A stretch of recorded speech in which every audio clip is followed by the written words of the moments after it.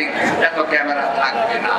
আমরা দেখেছি ৭৪-এ দেখেছি বাংলাদেশের সকল সংবাদপত্র বন্ধ করে দিয়ে মাত্র ৪টি সংবাদপত্র চালু রাখা হয়েছিল।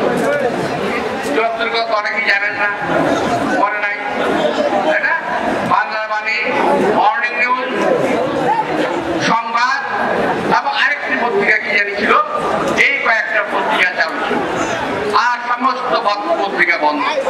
বিএনপি ক্ষমতায় আসার পর শহীদ রাষ্ট্রপতি জিয়া রহমান, দেশনেত্রী বেগম খালেদা জিয়া এই সাংবাদিকদের অধিকার সমস্ত ফিরিয়ে দিয়েছেন। তাই আজকে এত ক্যামেরার সামনে, এত টিভি চ্যানেল সামনে, এত পত্রিকা দেশে, কিন্তু বলে কি হবে? কারোই কোনো স্বাধীন কথা বলার ক্ষমতা নাই। সংবাদপত্রের কর্মীরা আমাদের বক্তব্য রেকর্ড করেন, নিয়ে যান, লিখে নিয়ে যান, কিন্তু তারা প্রকাশ করতে পারেন না। এই যে আমাদের ফটো সাংবাদিক ভাইরা, ইলেকট্রিক মিডিয়া সাংবাদিক ভাইরা, তারা ছবি তুলে নিয়ে যাবেন, কিন্তু সকলেই দেখাতে পারবেন না। সুতরাং এই যে একটা অবস্থা দেশের, এই নারকীয় একটা অবস্থা থেকে মানুষকে মুক্ত করতে হবে।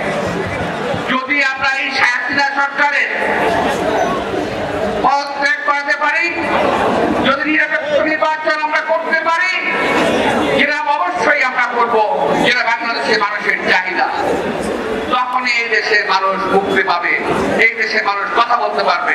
আর আপনার মনে আছে আজকের প্রধানমন্ত্রী বলেছিলেন 10 টাকা সের চাল খাওয়াবেন, বলেছিলেন। ঘরে ঘরে চাকরি দেবেন, বলেছিলেন। আচ্ছা, যারা যারা চাকরি পাইছিলেন একটা হাত তুলে দেখি। হাত তুলছে কিন্তু না করে, চাকরি পায় না। চাকরি পাইল কে?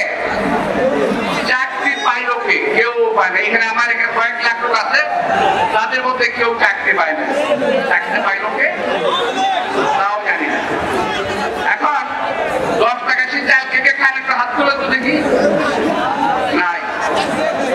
70 টাকা সাক্ষী সে কে কে খানে, হাত তুলে দেখি। সবাই 70 থেকে 80 টাকার চাল পাচ্ছে। কি একটা নির্মম পরিহাস জাতির সঙ্গে। আমি জানি না আওয়ামী লীগ আবার যখন নির্বাচনে যদি দাঁড়ায় কোনোদিন কোন কথা বলবে, কোন ধাপ্পাবাজি করবে।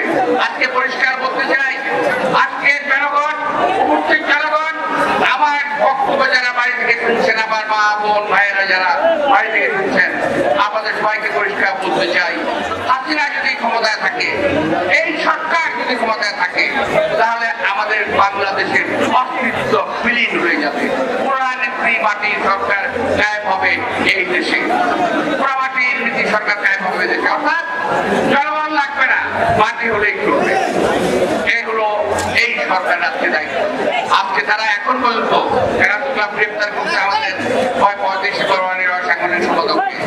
সারা ঢাকা শহরে এবং বাংলাদেশে গ্রেপ্তার কার্যক্রম চলছে। এই কার্যক্রম চলছে। তবে একটি কথা হুঁশিয়ার করে বলতে চাই, ইতিমধ্যেই আমাদের 70-75 জন না, প্রায় 500 জন লোককে আপনারা খুন করেছেন। কোনো লাভ হয় নাই, বরং খুন করেছেন যে এই পরিবারের লোক, সেই পরিবারের সকল সদস্যই আজকে বিএনপির নেতৃত্বে আছে।